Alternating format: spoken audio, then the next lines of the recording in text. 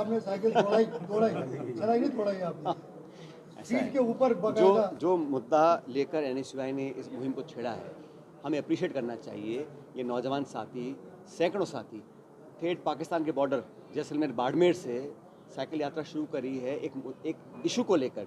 और मुझे खुशी है कि कांग्रेस से जुड़ा हुआ संगठन है और ये सिर्फ राजनीति छात्र नेता बनने के लिए या वोट लेने के लिए नहीं कर रहे हैं, एक सामाजिक संदेश देने के लिए कर रहे हैं कि नशे से कैसे नौजवानों को बचाया जाए।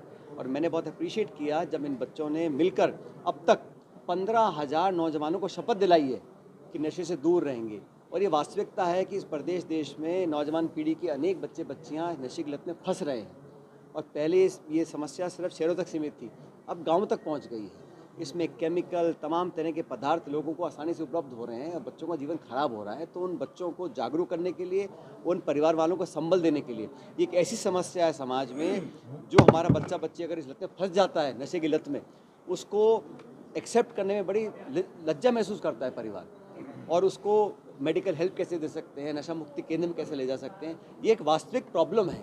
इसको एक्सेप्ट कर इसका निराकरण करना सबकी जिम्मेदारी है। तो एनएसयूआई ने जो किया उसका समर्थन करने के लिए मैं पाली ज़िले में गया।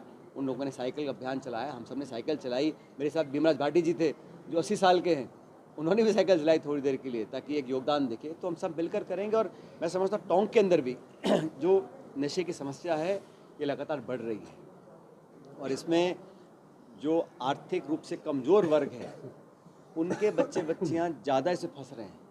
तो हम लोग, मैं खुद चाहता हूँ कि एक अच्छा बड़ा अभियान यहाँ पर चलाएं ताकि लोगों को जागरूक रखें।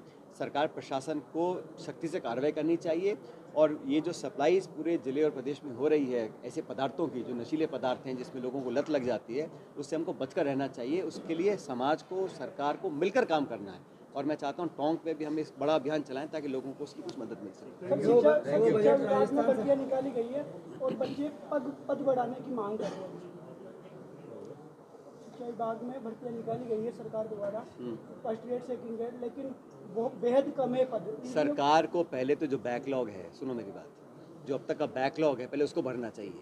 इन 1.25 साल में सरकार जो खुद के पद खाली पड़े हैं, 1.25 साल सरकार बदलने के बाद, क्या कारण कि वो पद ही नहीं भर पा रहे हैं। और जो पद की घोषणा कर रहे हैं उनको पूरा नहीं कर पा रहे हैं। तो पद बढ़ाने के बाद तो बाद में आती है, पहले बैकलॉग पूरा करें, जो खुद अपने मुंह से वादे किए उसको पूरा करें, उसके बाद अगर संभव हो तो बढ़ाने की हम ही मांग रखेंगे बड़े पद।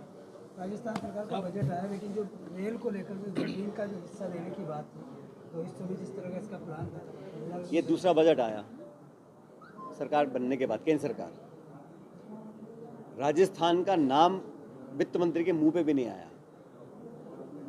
क्योंकि वो 25 में से 11 सीटें हार गए। तो उसका गुस्सा जनता से क्यों निकाल रहे हैं? हार जीत होती रहती है, लेकिन भौगोलिक दृष्टि से राजस्थान देश का सबसे बड़ा राज्य है और रेल वो साधन है जो लोगों को, जगहों को जोड़ता है। और सबसे ज़्यादा ज़रूरत इस प्रदेश में है बड़े बड़े पुलों की, बड़े बड़े ब्रिजेस की, क्योंकि यहाँ बहुत फैला हुआ इलाका है। और मुझे खेद है कि केंद्र सरकार ने, वित्त मंत्री जी ने राजस्थान की जो डिमांड्स थी, और मुझे अफसोस होता है कि प्रदेश की सरकार ने अपने प्रभाव का इस्तेमाल नहीं किया। अगर मुख्यमंत्री जी चाहते, वित्त मंत्री के पास बैठते और प्रदेश की वाजिब मांगों को मनाने का काम करते तो हो सकता है सरकार मान जाती। इंजन डबल है, दोनों ही फेल दिख रहे हैं मेरे को। तो राजस्थान का नाम मुँह से लिया नहीं, कोई विशेष दर्जा दिया नहीं, एआरसीपी को नेशनल प्रोजेक्ट घोषित किया नहीं, रेलवे की सारी सब ठप, टोकन 50 लाख 1 करोड़ रुपये दे रहे हैं जहाँ प्रोजेक्ट 2000 करोड़ रुपये का है। तो प्रोजेक्ट पूरे कैसे होंगे? वो तो सिर्फ बुलेट ट्रेन का सपना दिखाना, हवाई लूटना, रील बनाना, रेल मंत्रालय का काम है। लेकिन राजस्थान में जो डिमांड्स हम लोगों की थी, आज की नहीं है, दशकों पुरानी डिमांड्स हैं। हम लोगों ने काम शुरू किया, सर्वे करवा दिया, सब कुछ हो गया, लेकिन उसको आगे बढ़ाने के लिए अगर मंशा ही नहीं है, नियत नहीं है, तो कोई इंसान क्या कर सकता है?